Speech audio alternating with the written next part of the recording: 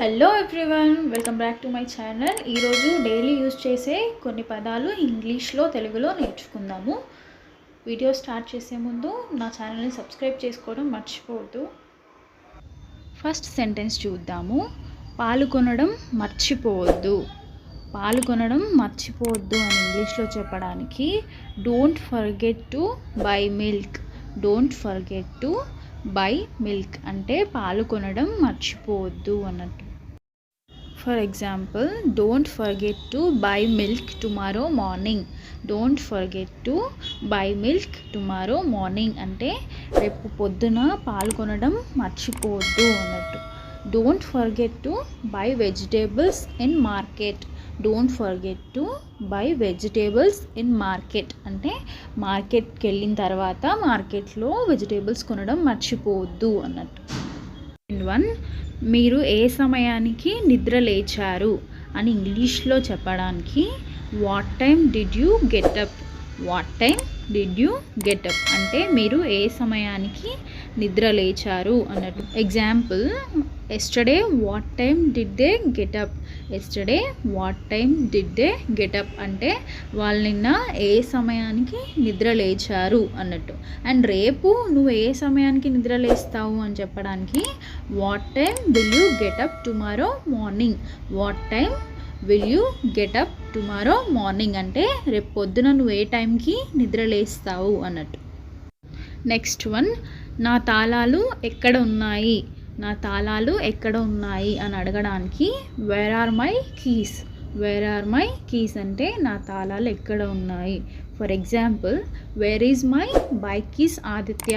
ఆదిత్యని నా bike keys ఏడున్నాయని అడగడానికి where is my bike keys Aditya అని అడుగుతాము. Where is my purse mummy అంటే where is my purse mummy అంటే నా పర్స్ ఎక్కడుంది అమ్మ అని అడిగేటప్పుడు where is my purse mummy అని అడుగుతాము. నెక్స్ట్ వన్, అది చాలా నిరాశపరిచింది లేదా అది నన్ను బాగా చిరాకు పెట్టింది అని చెప్పడానికి that's so frustrating. That's so frustrating అంటే అది చాలా నిరాశపరిచింది ఆర్ చిరాకు పరిచింది అన్నట్టు. For example, Priya so frustrating me. Priya so frustrating me అంటే ప్రియా నన్ను చాలా చిరాకు పరుస్తుంది అన్నట్టు. Next example, he never understands Geetha but he frustrated her అంటే అతను గీతాని అర్థం చేసుకోడు కానీ ఫ్రస్ట్రేటెడ్ చిరాకు పరుస్తూ ఉంటాడు అన్నట్టు. హర్ అంటే ఆమెని ఆర్ ఆమెకు, హీ అంటే అతను కదా.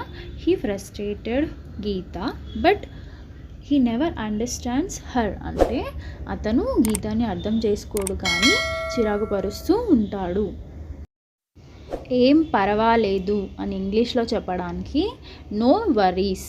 నో వరీస్ అంటే ఏం పర్వాలేదు అన్నట్టు. For example, I can't do that no worries.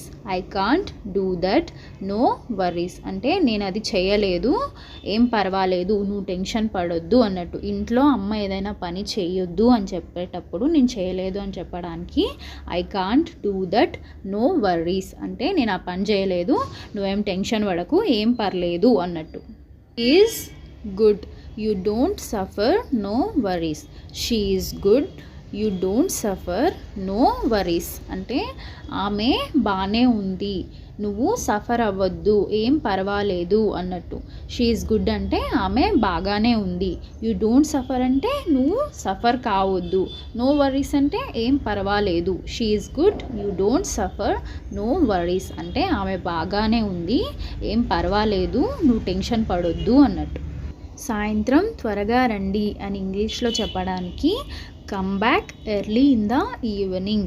Come back early in the evening అంటే సాయంత్రం త్వరగా రండి.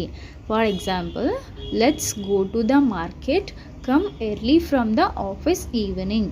Let's go to the market come early from the office evening అంటే ఆఫీస్ నుండి ఈవినింగ్ తొందరగా రండి, మనం మార్కెట్కి వెళ్దాము అన్నట్టు.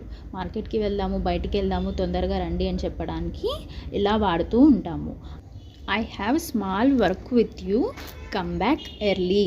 I have small work with you, come back early అంటే నాకు నీతో చిన్న పని ఉంది, నువ్వు తొందరగా రా అన్నట్టు. మనము ఎవరైనా బయటికి వెళ్తూ ఉంటే వాళ్ళతో ఏమైనా పని ఉంటే చెప్తూ ఉంటాం కదా, నాకు నీతో చిన్న పని ఉంది తొందరగా ఇంటికి రా అని చెప్పి. I have small work with you, come back early అంటే నాకు నీతో పని ఉంది తొందరగా రమ్మన్నట్టు. స్మాల్ వర్క్ అంటే చిన్న పని.